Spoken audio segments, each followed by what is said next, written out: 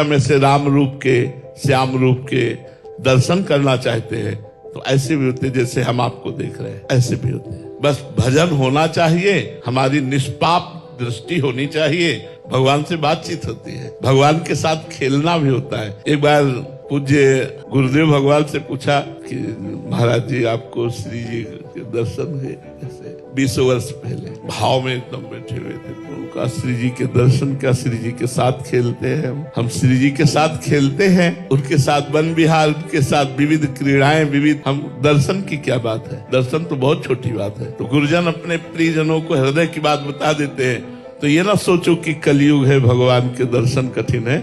भगवान विद्यमान है कण कण में, आपके दर्शन की लालसा कठिन है। उसी भक्त को जिसकी लालसा है, समाज में यही दर्शन देना है, तो केवल आपको ही दिखाई देंगे बस, और किसी को नहीं। आपको अनुभव में आएंगे, वो बोलेंगे तो केवल आपको सुनाई देगा, सबको नहीं। जैसे आज शिवरात्रि है तो हम सुबह से एक विशेष उमंग में हैं कि आज हमारे आराध्य देव भगवान शिव का महोत्सव है।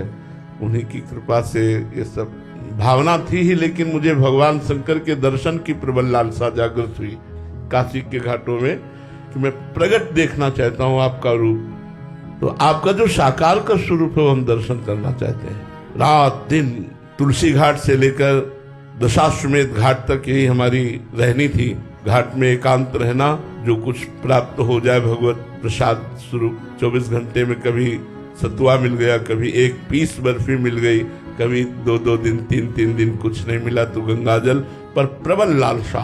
वहां तो भंडारे ही बढ़ते रहते हैं। मारवाड़ी क्षेत्र तो अन्न का चाहे जय बार खाया हो, सब व्यवस्था है, लेकिन नियम लिया था घाट में रहूंगा, पास में अर्थ नहीं रखूंगा, कभी किसी से मांगूंगा नहीं, आकाश वृत्ति से जो गंगा जी के डुबकी लगाओ तो पाप नष्ट होंगे, एकादशी का व्रत रखो या इस तीर्थ में जाओ तो ऐसा पाप नष्ट होंगे। तो महाराज जी, पाप करने वाले एवं पाप कर्म के लिए मुक्ति के इतने सरल उपाय से क्या पाप को बढ़ावा नहीं मिलेगा, या इससे इसका भावार्थ क्या है महाराज जी? मेरी जिज्ञासा शांत करो। देखो, पाप और पाप की प्रवृत्ति ये दो अलग चीजें हैं। पाप नाश के तो आपने उपाय बताए, लेकिन पाप की प्रवृत्ति का नाश कैसे होगा? प्रवृत्ति का नाश नहीं हुआ तो गंगा ना आया, फिर पाप किया, तीर्थ याटन गए, फिर पाप किया।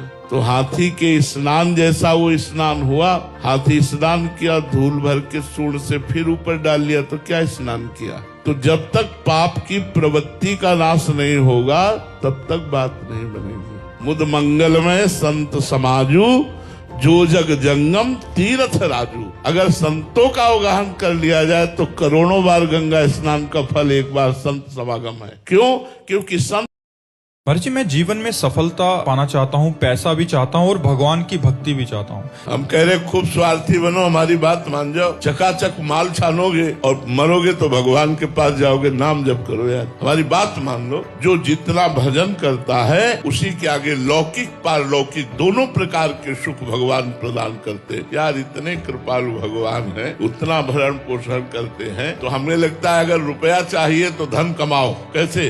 राधा राधा राधा राधा, और फिर इस धन से लोक परलोक सारे सुखों को खरीद लो। जो चाहो मेरे भगवान से प्राप्त कर लो, पर भैया भजन करना पड़ेगा। अब पियो शराब, पराई बहन बेटियों की तरफ गंदी दृष्टि रखो, मुर्गा मछली खाओ, तो पूर्व जन्म के फलस्वरूप भले करोड़पति बन जाओ, लेकिन अब की नरक जाना पड़ेगा जैसे आचरण कर रहे हो। और अगले जन्म तुम भी सुअर, कुत्ता, गधा, मुर्गा बनोगे और ऐसे काट के खाए जाओगे। इसलिए प्यारे, यदि इस लोक और परलोक में चकाचक आनंद लेना